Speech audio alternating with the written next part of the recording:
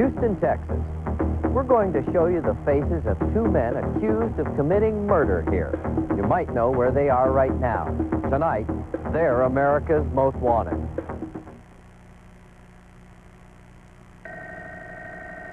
I've been shot. Can you give me the information now? Crime Stoppers. I have a real emergency. Somebody just got kidnapped. I know. Hold on the line with me, okay? Tonight, on America's Most Wanted, they're known on the streets as nomads, Vietnamese who roam America, terrorizing for fun and profit. When nomads clash, people die. And tonight, the man who calls himself Tony Playboy is wanted for murder. She was a 64-year-old Sunday school teacher. He was a drifter who saw an easy target. Maybe I need a gun. With an accomplice, police say he staked out her home, and as she left for work one morning,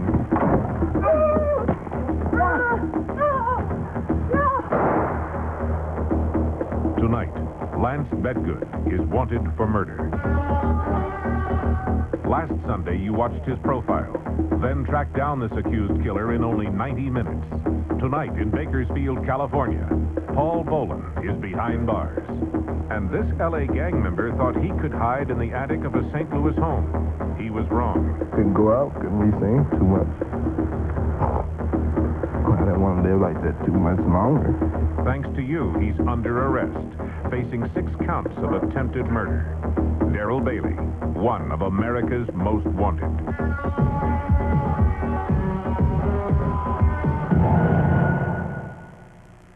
Good evening from Houston for Sunday, January 14th. I'm John Walsh. Because of your tip, all 3 fugitives from last Sunday's broadcast were captured. U.S. Marshals say Douglas Hicks Jackson escaped from Leavenworth Prison in 1986 with the help of his wife, Deborah. Jackson is a former deputy sheriff. He was accused of severely beating a young Texas man, then convicted of setting fire to a lawyer's office, hoping to prevent a trial. Last Sunday night, the Jacksons were in Bossier City, Louisiana, registered at the Beacon Manor Motel under the name Henderson. At 1:30 yesterday morning, Bossier City Police and U.S. Marshals arrested Jackson, who was then using the identity of his dead brother. Deborah Jackson claimed to be Deborah Henderson, but neither had IDs to back up their aliases. I honestly believe that from the look on both their faces and from talking with them, they were glad it was over. It's been a long time, and it's time for it to end. And I think they're glad.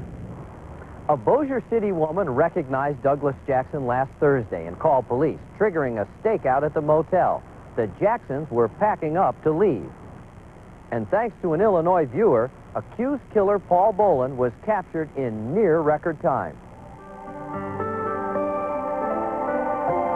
Police say Boland was hiding a secret marijuana crop on a mountaintop in California's Sierra Nevadas. And when 3 men stumbled onto the plants, Boland murdered 2 of them.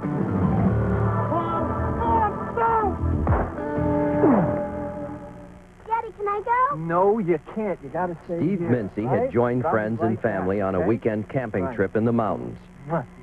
Police say Mincy was one of Boland's victims. Hearing the news wasn't as bad as having to tell a little 10-year-old child that her daddy was gone and he wouldn't be back.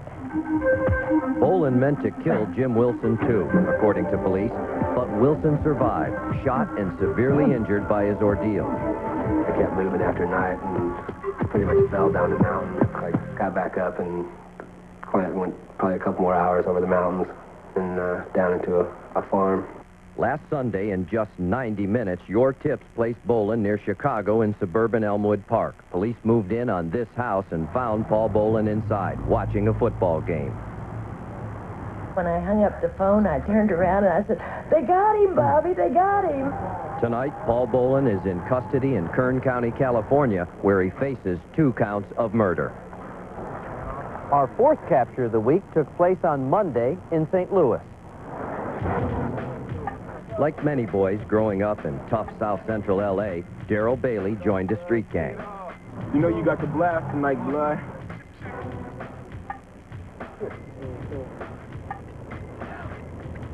On August 31st, 1988, police say Bailey set out to make his mark, the easy way, with a gun.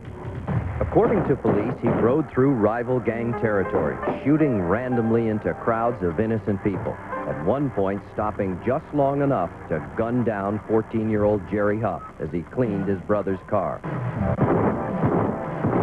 After the rampage, Bailey faced 6 counts of attempted murder, but even before his trial was over, he walked out of the courtroom and disappeared. Police suspected Bailey had fled Los Angeles and headed for St. Louis, Missouri, where he had family. Your tips gave confirmed sightings to a special anti-gang task force in St. Louis. They tracked Bailey to this suburban house owned by his aunt. But Bailey disappeared again, just hours before police arrived. The task force turned up the heat, and Monday, their work paid off. We got a tip earlier in the evening that he'd be at this location, and when we arrived, we set up surveillance cars. A short time later, one of the subjects came out of the house. We stopped that subject, and he told us that he had left Darrell Bailey in the house in question. We discovered Darrell Bailey hiding in the attic of the house, and that's where we effected his arrest. Back in Los Angeles, Bailey's arrest was good news to shooting victim Jerry Huff and his mother. He said they got him. I can go outside. I can have a little freedom now, knowing that he won't come around the corner and shoot me again. Tonight, Darrell Bailey is in the custody of St. Louis police awaiting extradition to California. Are you glad it's over?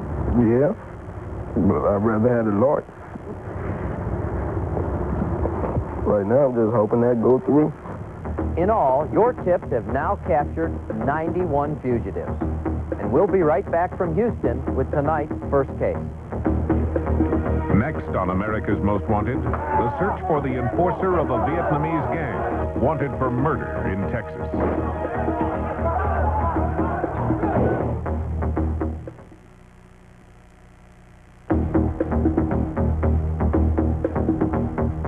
That's Mission Control monitoring the flight of the Space Shuttle Columbia.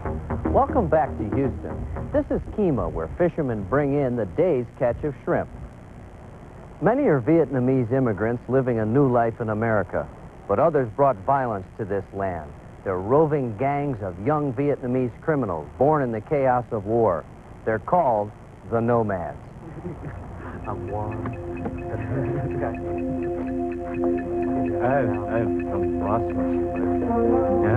Vietnamese nomads call it play. You okay, boy? Yeah. Let's see. Okay, now, let's go. You gotta get back, get ready, okay? Let's go. Who is it? Oh, no. Please tell me. I just met you up by a couple of guys. Now come in, use your phone, please. The unsuspecting woman trusted the young man. She didn't know he was really casing her house and phoning his gang to give them the go-ahead.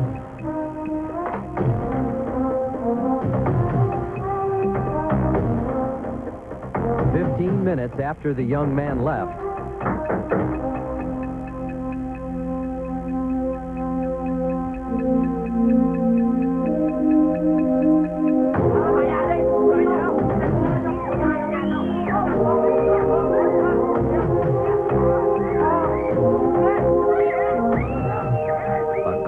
nomad invasion, looting gold, jewelry, and precious stones. Besides home invasions, nomad gangs across the country trade in extortion, narcotics, and prostitution with a violence that borders on ruthlessness.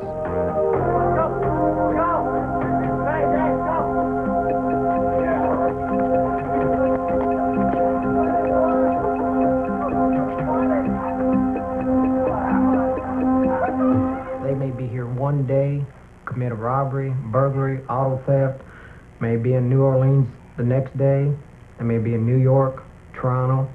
They just make the circuit around that way. If there's someplace they want to hit and there's money involved, they'll go there. That's the reason why they're nomads. they don't really care about using any type of firearms or anything else to get what they need.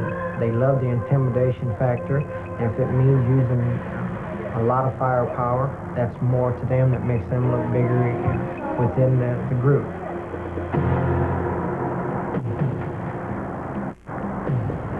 Police say Tony Playboy was an enforcer in a Houston-based nomad gang and the right-hand man of its ringleader.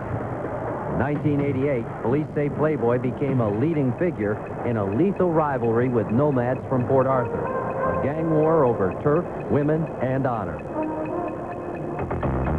In December, the war escalated. The battlefields were pool halls in Port Arthur and in Houston's Little Saigon. This round over a girlfriend reportedly stolen by a Port Arthur nomad.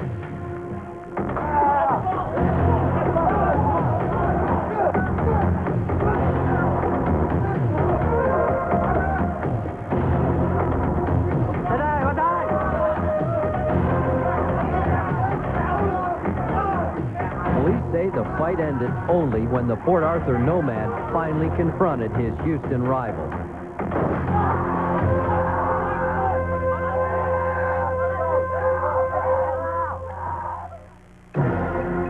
Everyone here? All right, time for meeting. January 30th, 1989. Police say the Houston nomads decided to avenge their honor for the last time. Okay, boy, listen. We're gonna settle this once for all, okay?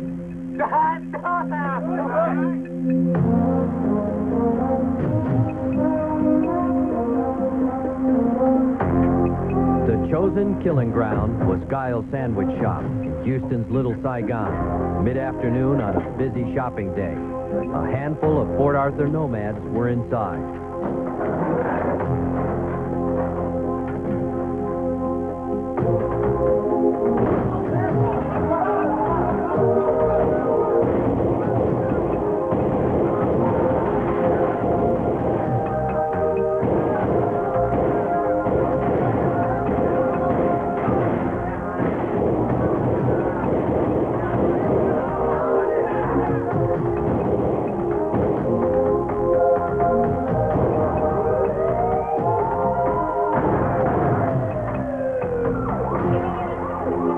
When it was over, 2 had been killed, 3 wounded, and an entire community outraged. One by one, police arrested nearly all of the Houston nomads. Tonight, they're still looking for the enforcer, known as Tony Playboy. Police believe there are almost 1,000 nomad gangs roaming the United States, more than 10,000 gang members in all. Tony Playboy's trail is typical of the way nomads crisscross the nation. In the past year, police believe Playboy has been sighted in New Orleans, Carthage, Missouri, Charlotte, North Carolina, Falls Church, Virginia, Washington, D.C., Providence, Rhode Island, and suburban Boston. Tony Playboy is charged with murder, and police are investigating his role in a string of violent robberies along the East Coast. Playboy's real name is Dewey Tong Min Win. He stands almost 6 feet tall and likes to play basketball. He speaks broken English and loves classical music. Tony Playboy is a dangerous man and part of a vicious gang. We understand that many Vietnamese may be afraid to call, but we need your help. A Vietnamese-speaking operator is standing by at 1-800-CRIME-90. And as always, you don't have to tell us your name. We'll be back with more from Houston in a moment. Coming up next, a career criminal wanted for the murder of a 64-year-old woman.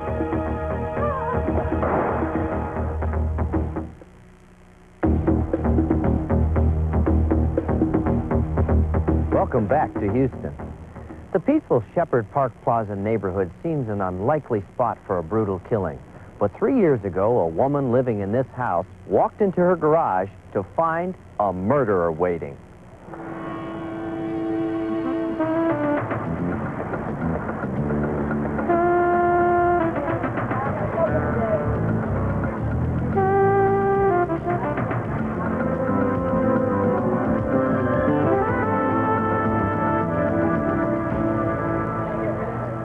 Opal Zacharias often worked long days at the Twilight Liquor Store.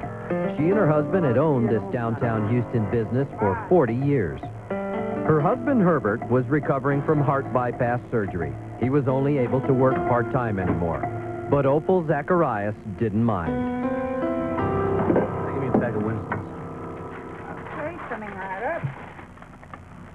Opal had never met Lance Bedgood, but in 1987, Houston police say Bedgood was learning a lot about Opal. And you fellas come down.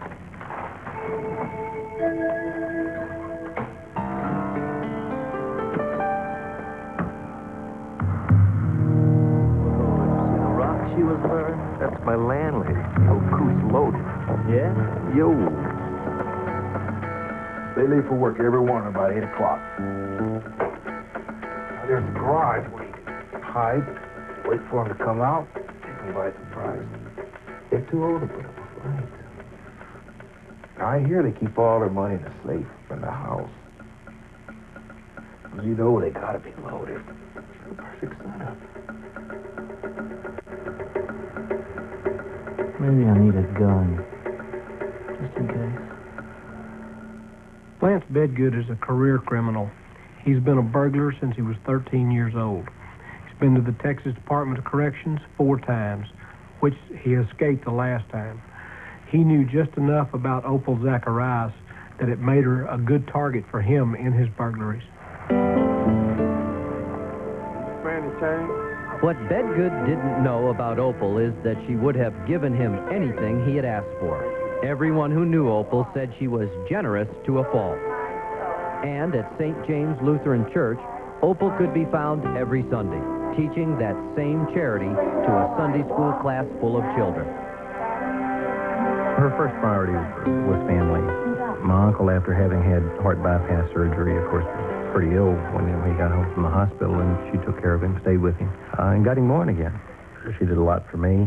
She raised me. She put me through college. And a lot of other people in the family she helped.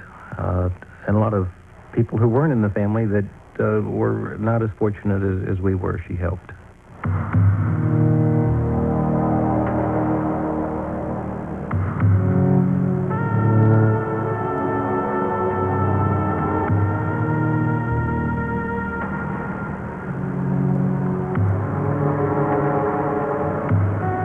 March 6, 1987. According to Houston police, Lance Bedgood and 2 accomplices arrived at the Zacharias residence at 6:30 a.m. You want some more? Some more of this. I think after 40 years, you'd have enough of that.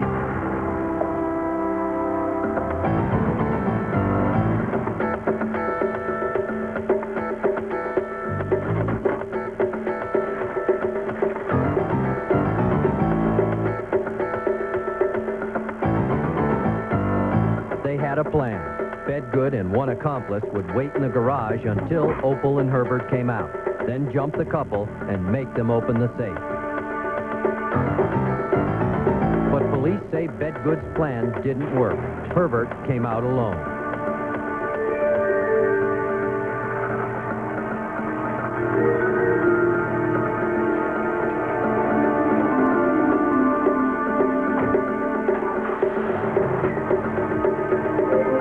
When Herbert came out to the garage alone, Bedgood was confused. He lost his momentum in his plan. Opal stayed behind that morning to make lunch. Bedgood had missed his first chance, but this time he was ready.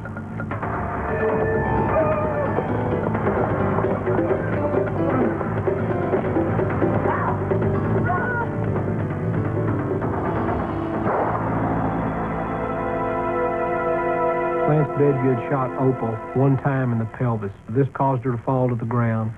She was not dead. This was not a fatal wound.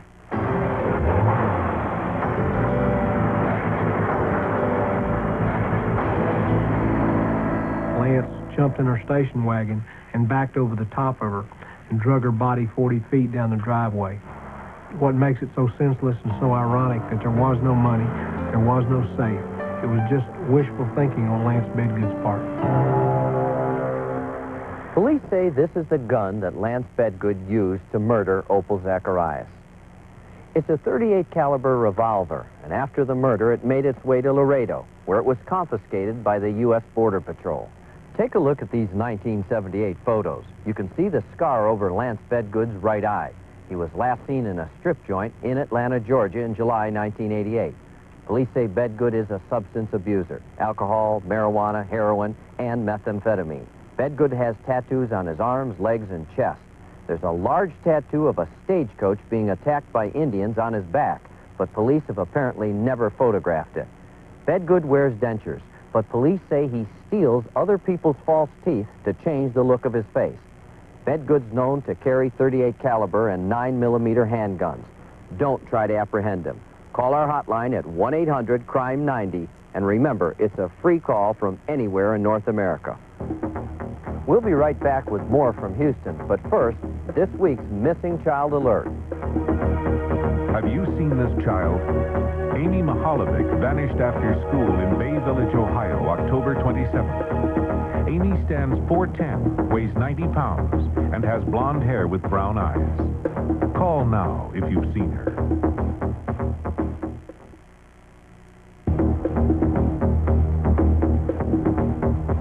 Now, one last look at the fugitives on tonight's manhunt. Dewey Tong Min Win, known to gang members as Tony Playboy, is wanted for a violent home invasion and for 2 murders.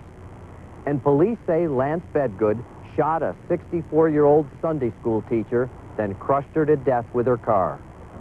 Next Sunday, the search for a Detroit woman who hired a man to kill her husband. She's been on the run for a decade, but you might help bring her in. I'm John Walsh.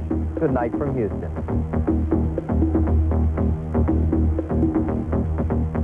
Well, son, the time has just about come. Not the birds and the bees story again. No, Bart, the series premiere of our new show, The Simpsons. All of our hopes and dreams are riding on this one, son. Chill out, Dad. Tell them about the all-new Married with Children that's on later. You do it, Bart. I'm too choked up. Oh, brother. Hey, everyone. The Simpsons is next.